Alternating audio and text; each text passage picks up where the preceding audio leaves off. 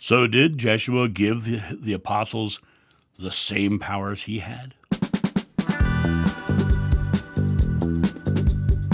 Hey guys, it's John here, and I am going to do another comment from the channel. I'm drinking my coffee as usual. By the way, if you like coffee, I hope you're joining me in coffee in the mornings. I really like the idea that we're having coffee together as these videos are going on. If you're not a coffee, tea is fine. And sometimes I have apple cider, so it's good. Here we go. John, I really appreciate you coming on and sharing your memories.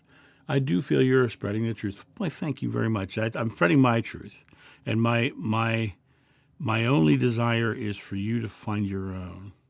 I'm spreading my truth. If something resonates, try it out. If it doesn't work, that's not for you. But I appreciate the comment. I do feel the Bible is not correct. Some stories do not make sense or feel like it ever happened. Can you talk about the Bible verse where Jeshua gifted, in quotes, his apostles the same powers he had? I feel like he didn't gift but taught.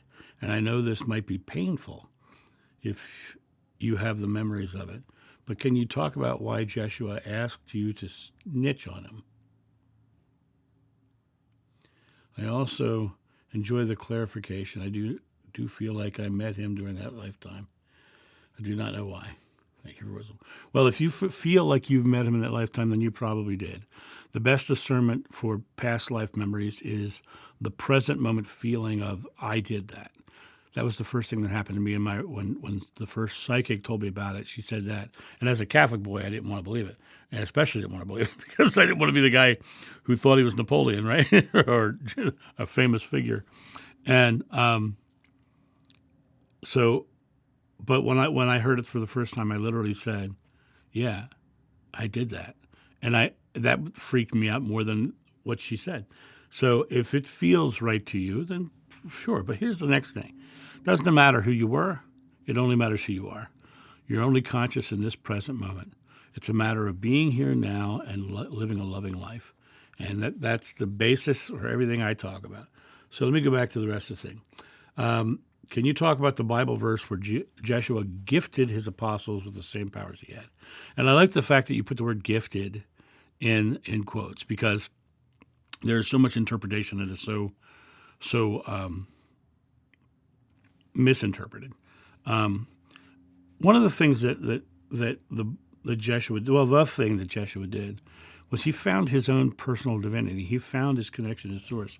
He found how things worked for him. And what he did was he shared that with all of his disciples. He shared that belief, that technique. He was showing us our divinity. Greater works than I have done, you will do. It is your faith that heals you, right? Greater works than I have done, you will do. He literally was saying that you are divine. You are one with God. You are the children of God. Ye are gods, is what he said, right? And so he literally was showing us what he found. And it wasn't that he magically gifted anything or he endowed us or anybody with. He was like, no, look, this is what it is. This is my truth, and I am the truth, the way, the life, right? And he wasn't saying that he's the only one. He wasn't saying he was a Messiah. He was saying, look what I found. Look what I'm doing. Live like I'm living. This is the life you'll get. This is the way I got the truth. My truth is the way I live, and it's the life I live.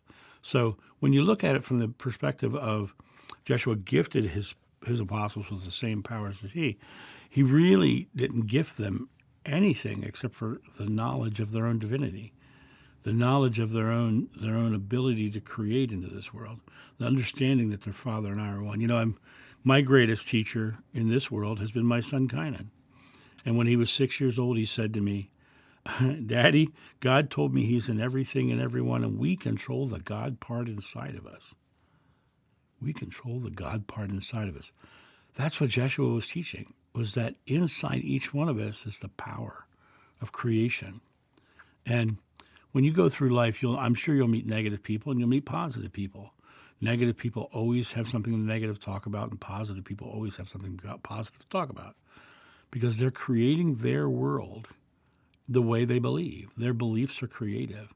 And that's what Jeshua taught, is not only understanding the beliefs are creative, but how to consciously create from belief, and how to direct belief, and how to turn your beliefs into reality around you in a way that you'll simply love. And that's the big teaching of Jeshua, and that's the gift he gave us, was the knowledge of what he found.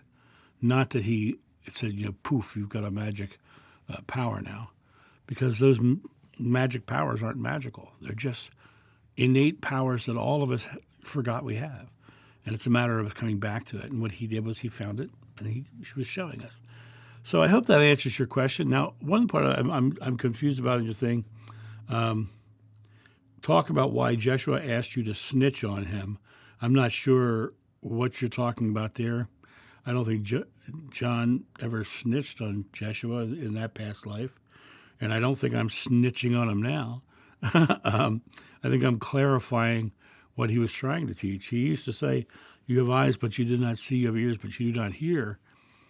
He wasn't getting it, right? So I'm just keeping the message moving and rolling on, which, by the way, is what Jeshua asked the disciples to do. He spread them all over the region to teach his message, and went to the cross so that the ruling authorities would think the message was that was done. But instead, what he did was he spread the message. And so, but yeah, I don't know what you're talking about the snitching thing. You might think that was Judas, but that wasn't John. I think that's all I got for this one. I hope that answers your question, and you have a great day, and I'll talk to you soon. See ya. Bye.